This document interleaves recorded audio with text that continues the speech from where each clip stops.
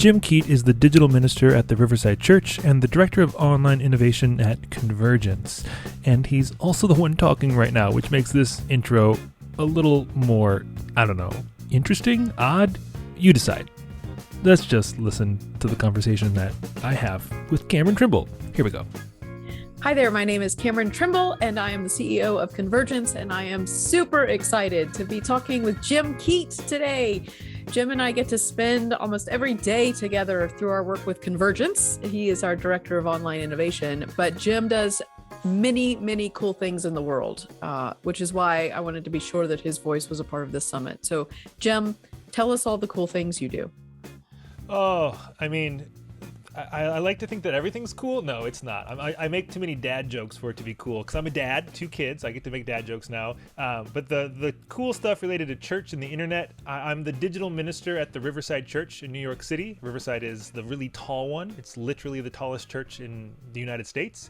And so I focus there on helping, be intentional about cultivating and creating our online community and online content for that space, which obviously includes like online worship and hybrid worship and all of that stuff that everyone's into these days. And then I get to do a lot of stuff with us here at Convergence, helping other faith communities and churches lean into these online spaces as well. Because believe it or not, I don't think that this whole church on the internet thing is a band-aid. I don't think it's a fad. I think this is actually what we're finally seeing come to life that's been echoing so often in our past, recently in the past 10, 20, 30 years of the internet coming into existence. And now it's making an imprint and it's here to stay in the life of churches and our spirituality for the future. You've been saying that for so many years. And then finally, it just took a global pandemic for people to say, hey, wait, maybe Jim was right. I think it was literally a decade ago. I tweeted, and then it was at a Convergence conference. Before it was Convergence, it was back when it was Center for Progressive Renewal. Wow, I can't remember the name. Yeah, it was at one of the NCII, NCAA, NCLI, Jim. Yeah, I did a presentation and I said, virtual isn't the opposite of real. Virtual is the opposite of physical. They are both real. And that was like over 10 years ago. And now finally 10 years later, we're all like, oh, now I understand. It's like, yeah. Jim had it correct 10 years ago. Finally, we're cluing in. Jim, I want your perspective on this big question that we've been holding throughout this whole summit, which is the future of spirituality, because you do get these all of these different ways we gather, and you have such a powerful sense of what it means to belong. And so when I pull out that big, hairy question, what do you think is the future of spirituality? Like, what contours come to mind for you? I think we can learn a lot about the future of anything by looking at its past, just because so many patterns end up being cyclical, just with new trappings around them. And in so many ways, I feel like there are many parallels you can make, but I think it's nothing new in the moment. The pandemic has amplified it, but the way the internet is impacting churches, I think, is very much akin to the way that the printing press impacted churches 500 years ago in the way it provides a different kind of access and a different ability for different voices to be heard. Granted, when the printing press was initially debuted, certain people still had access to publish their content, but it opened the door for a different kind of publishing, and the church suddenly wasn't bound to being printed in Latin, but it could be printed in the language of the people, which was incredibly freeing and incredibly dangerous, because now suddenly you give people space for all their opinions. So that's the 500 years ago past, and I think what we're experiencing now is another kind of precipice of that. We don't have it figured out. The internet's not new. It's roughly 1994 was the first public web page on the internet. So we're still kind of in our 20s, I guess, maybe almost 30 now on the internet. But I think churches are at the point of kind of mirroring what the printing press did, where suddenly we have greater access, but also new dangers, because new people have opinions and can publish wrong ideas and bad theology and misinterpretations. So I think we will see in the future that this technology allows for a broadening of community, but at the same time, just as books didn't do away with human conversation and oral skills, I don't think that this technology in our future is going to completely disintegrate our physicality and our physical connectedness. If nothing else, it's going to make that even more valuable. It's not that the online stuff is worthless, but it's going to make the times when we are together in person worth more. So that I think is going to be the future of the two living together in some hybrid cyborg reality. I love Resistance is it. futile. Yeah. So let's lean into this idea that we now have greater access to more voices, more perspectives, more visions of a possible world. So there's sort of this like mind explosion of the potential for any one of us sitting in front of our screens to be able to access the thinking and the teaching of really extraordinary theologians. Do you see that allowing for kind of an expansion of consciousness, or do you think we're going to grow in our understanding of the sacred, or do you see and maybe I shouldn't present it as like an either or, but how do you see this growth happening, or what's going to happen to us internally with our relationship with ourselves and with our God?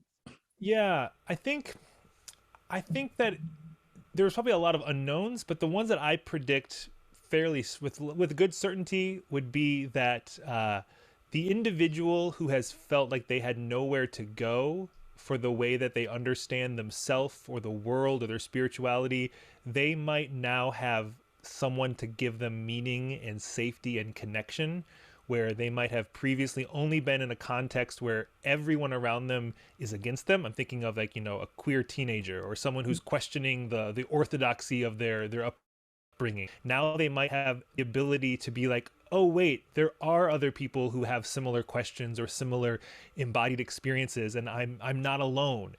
So it'll literally change the world by keeping people potentially alive longer or healthier in that regard. But then I think and that can lead to community in these online ways, and that's possible because there's more people publishing things online. Like the internet has always made that reality possible, where that individual can feel connected, but now there are more and more faith communities who are making their resources, their content, their community available online.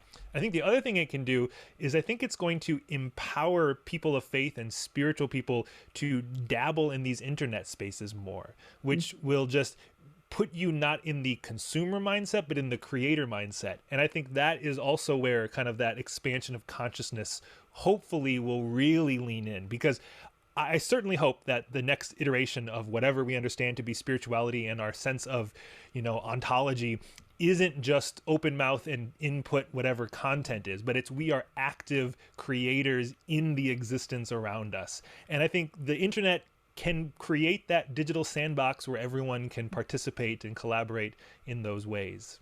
And what's the spirituality of that? What's the spirituality of like coding a website? What's the spirituality of designing an online thing? That I think is kind of untapped and some good potential. I think that's fantastic. Gosh, we could geek out on that for a little while. I like your invitation in what you've just said of let's not just exist in this space, but let's be creators in this space. So in a sense, let's come in with an agenda, a wanting to contribute in a particular kind of way out of our traditions, out of our theology, etc. I am watching a lot of congregations, kind of regardless of faith, who had to really suddenly leap into this technological reality. They had played around the edges, I think, but then COVID meant, no, you've got to get online and start to understand what it means to build community this way. And in that leaping, I've watched them develop skills that a year from now are going to be like survival skills. They're not going to be creative skills, right? So they've taken what they were doing and they just pushed it online, which I want to give full credit for. That's a lot of work, and bravo for the congregations who did it. But you can't stay there. You've got to keep innovating. You've got to begin to understand that online engagement is different than in person. It doesn't translate completely. So I guess I'm wondering is what like if you could be God for the day, what kind of creative work would you wish the church and the synagogues and the mosques and the, those, and I'm going to say of progressive values, since that's the vision I would like to see in the world. What could be our agenda? Like, where could we start in our creative endeavors? What would you point us to in architecting the kind of internet spirituality we'd like to see? That's a very, very big and powerful question. I would hope that churches, faith communities, these spaces would just be very intentional and honest about the audience and the community and the individuals they're trying to connect with and engage. I think that might be the downside that we don't often pay attention to. We think we're making something for everybody, but really we're making it for nobody, or just for a certain group. Or it's to those small churches, small communities who are just in survival mode, and they're like, oh gosh, I can't ever make something super slick and fancy and super like the next big YouTube channel for you. Don't have, maybe they don't need to. Maybe they need to create things for their small community, so it needs to be made in a certain way. I think it's that self-awareness of what am I trying to bring to who. Like, so there's the what and the who, and you need to have a sense of both of those sides of the equation to actually be able to pull it off well. I think too often in progressive faith communities, especially in mainline churches that I've swam in waters for quite a while, we have a good sense of the what we're trying to do in our traditional sense, but we don't understand the who in this new online sense. Or if we do, we think, well, it's just going to be our typical church people, right? Well, that means we have to then teach our typical church people new patterns and habits in these online spaces as well, which is a whole other thing to be doing. So if I could be God for a day, I think it would be that clarity of what and who. What are you trying to say, do, accomplish, and who are you trying to reach and engage with it? Because that then gives clarity on platform, like where should you be spending your time and energy in communicating this, and then how do you go about communicating in that platform, which is nothing new. For a long time churches have done that. We've just stuck to pulpit in a building as the platform, and so we've gotten really good at developing a method of communication from a pulpit in a building. Well, guess what? The building isn't necessary, and the pulpit has changed. The pulpit can be a YouTube channel, a podcast, a TikTok account, Instagram Live. What is the pulpit? And so then how do we proclaim good news from it? And who is hearing from that pulpit, and who's responding and engaging? And I think if you have that, if you start with that sense of clarity, and if every progressive community could do that, I think we would just flood the internet with the best possible stuff we've ever seen. And I think our movement is poised to do that. I mean, a bit like the evangelicals understood broadcast media, and they really, they trained their leaders to speak in sound bites, and they understood how to use that medium really well. I think the internet is really poised for progressive theology to thrive, because it allows for an interaction, a dialogue, a exploration with each other.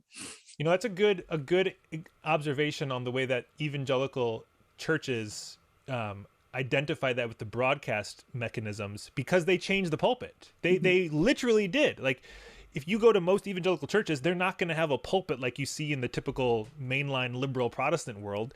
They have a stage. They have a whole different kind of set, and then they film it differently and capture it differently, and as a result, they deliver it differently. So the whole package becomes a different experience from beginning to end.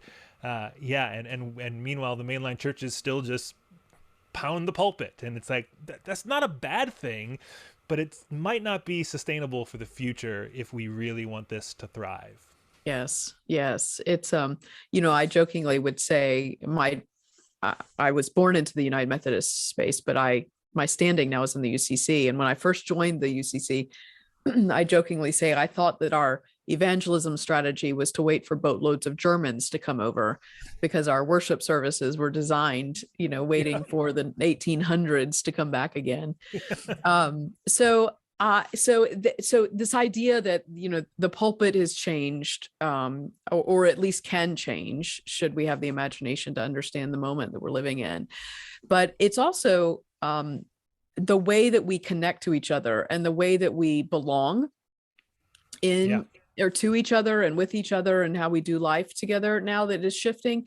And one of the things that I think congregations are really struggling with is like when we gathered, and that was really the only way that we belonged to each other, that was easy to measure. Like we understood what we were coming to, what we were saying yes to, how we counted, but now it's quite messy.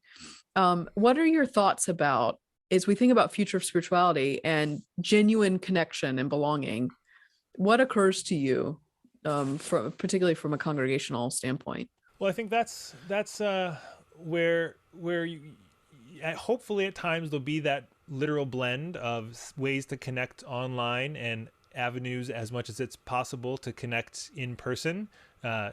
Pilgrimages have always been a meaningful thing to people, even if they couldn't go there every week or every day. Just because you do it occasionally doesn't make it less important or significant. So I think, what is the balance, and not negating one as better than the other or more true or real than the other. So simply, how are we connecting online, and are we even making it possible to do that?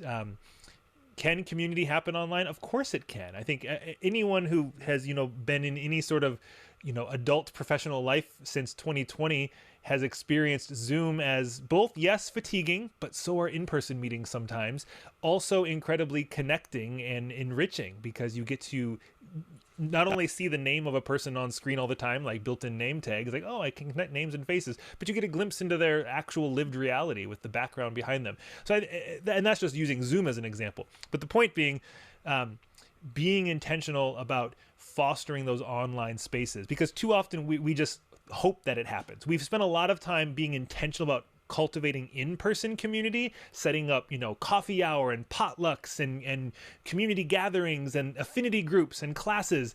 And then the internet's just kind of this foray of stuff that hopefully just works. But are you intentional, if you're a faith leader, about finding out where are your congregants even spending time online, and can you be a part of those spaces with them? Can you make contextual spaces where you can meet up that's possible? I mean, the parallel would be to a physical analog. You wouldn't say to your in-person community, hey, we're all going to meet at this restaurant or bar over here, even though you all live, 80 miles over there and you're all in the same block. We're going to meet at you find out where your people are, and you make your gatherings contextual to them in that sense, so community can happen. And you always have your radar on to just cultivate community wherever you are. Same in the online spaces. You know where your people are, you cultivate community in the spaces they are, you be intentional. The same community organizing skills that we've always used in person translate online. The same amount of work it took in person translates online, maybe more if there's a learning curve for you using the technology, but that's a whole other conversation. Why haven't seminaries taught us technology? And then it's finding the balance between the two, and validating the experiences we have. And I think people will find, as they lean into these online spaces, you have the ability to have, I think, deeper and more authentic, if I dare say it, community in these online spaces, because so many people are sharing so much of themselves in these online spaces already. You don't always do that in person. You can, but you don't always. But in online, you're going to get to see glimpses of your lived reality. You're going to get to hear those highs and lows. And someone might say, oh, but that's just the Facebookification of reality, where you're just presenting a certain version of yourself. Don't we do the same on Sunday mornings? Don't people wear their Sunday best? How is that not a persona? I mean, I think it was RuPaul who said we're all born naked and the rest of life is drag. Everything in person and online is putting on a persona. The question is, can we encounter one another in a diversity of personas to get a glimpse of who we are in these myriad spaces? I think that's a rant that kind of hits at your question. I hope that's awesome. It was a fun rant. Yeah, I mean, anytime we quote RuPaul, I'm a big fan. So I want to lean into what you named, and I just really want to make sure we drive it home that one of the interesting transitions that has happened, whether we realize it or not, is we now get to belong to each other in congregational community, but we can also belong in other spaces. Yeah. So like I can go to this small group at this community, and then I can watch this person from their pulpit, whatever that expression is, that may be a different entire congregation. It could even be a different faith tradition, and I can, if I want to sing, I can sing with this group, or I can kind of plug and play my own spiritual experience now. And more people are choosing to do so. They're kind of picking the best parts. And for me, the interesting question, but I think the thing that terrorizes or terrifies congregations is there was this mentality of, if we have the best youth minister, the best youth program, if all of our widgets that we're trying to sell to our congregants are the best widgets, the best programs, the best, most charismatic senior pastor, the blah, blah, blah, then we'll win, right? So it was that consumerist mindset. Now, that this whole universe has been offered up to people. What do you see happening with this now multiple belongings, multiple choice reality? Yeah, and that I think is somewhat akin to the advent of the printing press, where it was a great new possibility and also a great threat. The same is here. There's a great possibility and a great threat with this. The buffet option of spirituality, or at least spiritual practice, spiritual community, spiritual experience. It might be your individual spirituality is the through line of that. And the risk is, are you grounded in any community at all? Someone could be a complete individual who just gets to pick and choose. But at the same time, maybe that's what that individual needs in that moment. And I think to force someone into a certain experience of community isn't always the most helpful experience either. I read a while back, I'm going to forget who researched it. If I remember, maybe we'll put it on screen. Talked about 4 spaces of belonging, like public belonging, I'm even butchering this, but essentially it's not all the same. We think of belonging, we think of like intimacy, and it's like, no, that sense of like shared intimacy is something that you will rarely give away, and it's going to be such a small group of people. And then there might be this other group outside of that that's like, now we hold things in common. But public belonging is a type of belonging, just like if I'm in Michigan, so my family are Detroit Lions fans, so I am too. So if you're a Lions fan, we're a part of a belonging together, whether or not I've ever seen you. But if you're who's our rival? The Bears? I don't know. If you're that team, suddenly you're my enemy. But that's one type of belonging, but then you get to different layers. How can spirituality, we often think it has to be this intimate, close-knit sense of belonging, but can we give space for different types of community, different types of belonging, give permission to it and give validity to it? Now, churches, faith communities are often weary of that because they think that their doors will close, because they need the butts in the seats, because they need the money in the plate to fund what they're doing. And we've created a system that's dependent upon this equals this. And we think that people in the building equals money in the plate, which means paychecks for the staff, which means more programs for the community, which means people in the building, which means money in the plates. And that system is, I think, what we have to recognize is not going to sustain itself for the next 100 years. 10 years, I don't know what the lifespan of that is, because this buffetification where I can pick and choose from this and that and the other thing, and I can get some of it at no cost, and why would I contribute to that? So the challenge is going to be on the organization, the church, the community, to say, what are we facilitating as a community? What does it mean for us to convene a community, to cultivate a community, and recognize that it's going to look different for different people? Some people will have the need for that sense of connectedness and in person, or in the sense of knowing one another's story in a different way. Others have the sense of knowing I'm not alone in asking these questions, and that's great. The other flip side is going to be, how do I as an individual who is engaging with these options of spirituality and whatever, how do I then, what obligation do I have to help sustain them? Can I just constantly take and take and take without ever supporting and giving back? I hope not. I don't think that's not a good, and I'm not saying we need to suddenly browbeat people into giving 10% of their money to the church again, but what is the way in which I contribute to that which I am a part of, and how is that an intentional and natural thing? Like, I just actually joined and made a monthly contribution to my local NPR station. We moved to Michigan a couple years ago, so I haven't been a part of the NPR world here yet, but I did, mainly because they're going to give me a pint glass that says facts matter, and I want to serve it to my libertarian father-in-law for him to drink a beer out of. But I wanted to support it and be a part of this community, so I listened to NPR, and now I'm going to contribute to NPR. So to me, there's always the equation. Churches, communities need to rethink the sense of community and broaden it to be belongings, communities, and the individuals need to be honest about the value and the participation and the contribution they offer in return to the communities, because our spirituality can't just be more consumeristic, eat, take, mine. It has to have a sense of offering back and offering support for the sake of the sustainability of what we're trying to create in the world and as human beings. Well, and it's also the basis of mutual relationship. Yes. And, that's really what you have to be able to give and receive. Yeah. It has to be balanced. I want to strongly encourage people to check out all the things that you create, because you've got online courses on how to do a hybrid church, and you have a group that meets pretty regularly as a cohort, and you're constantly putting out new stuff. So everybody go check out Jim Keat's work, because he's somebody to be connected with always, which I fully intend to do. Jim, if you think about the future of spirituality, is there a word or a phrase that comes to mind that we could hold as kind of a beacon, as we're all dreaming about what this future could look like? I would hope that word is together.